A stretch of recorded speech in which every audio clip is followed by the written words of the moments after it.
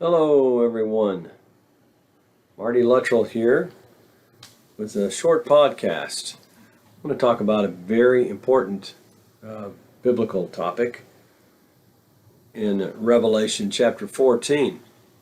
Revelation chapter 14 and verse 6, it's the first angel's message. It says, "Then I saw another angel flying in midair, and he had the eternal gospel to proclaim to those who live on the earth, to every nation, tribe, language, and people. He said in a loud voice, 'Fear God and give him glory, because the hour of his judgment has come. Worship him who made the heavens, the earth, the sea, and the springs of water.'"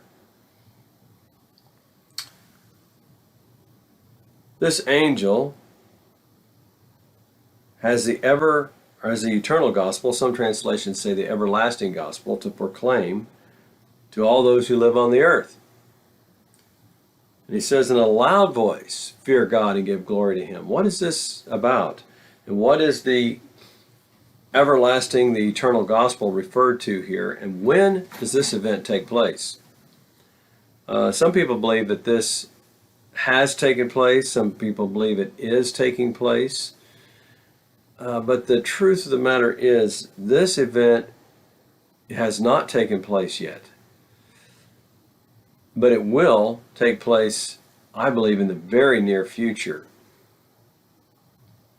In Revelation chapter 8 and chapter 9, we read about the trumpets, the seven trumpets.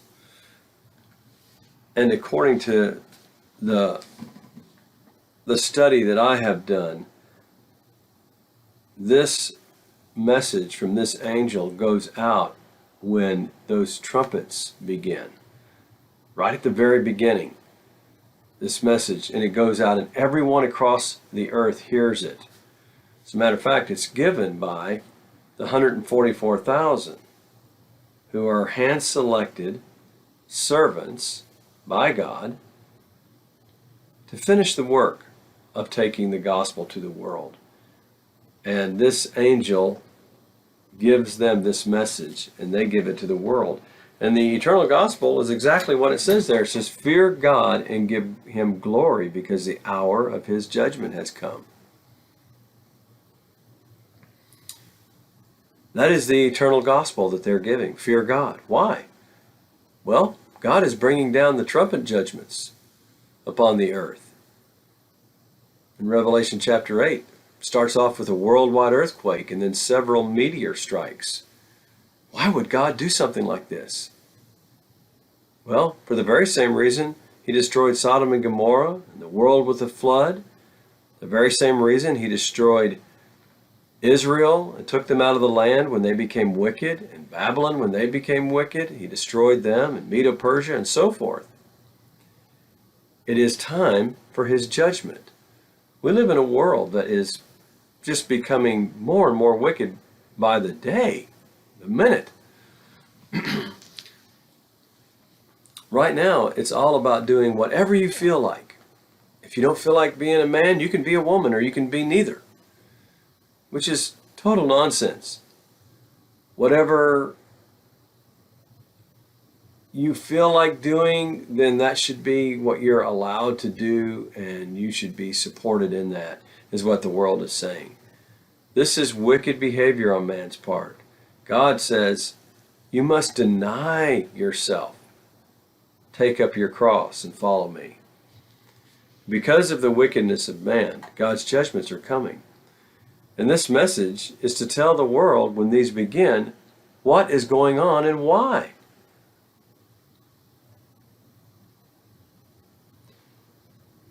The message, "Fear God and give him glory, because the hour of his judgment has come."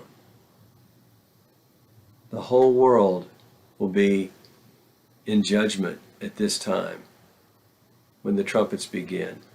And so,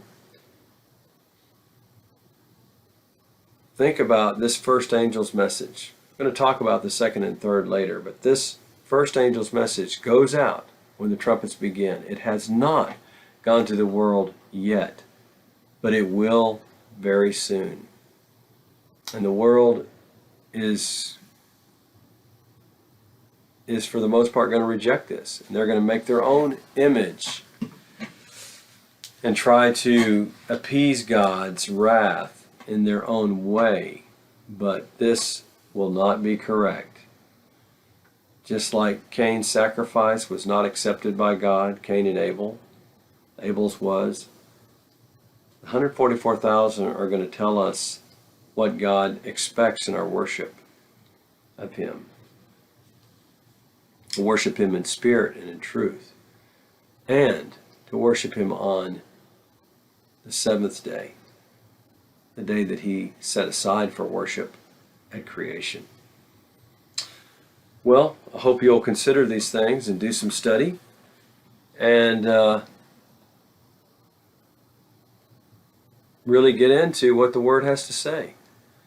God really wants to reveal some things to us in these times. The time is getting short.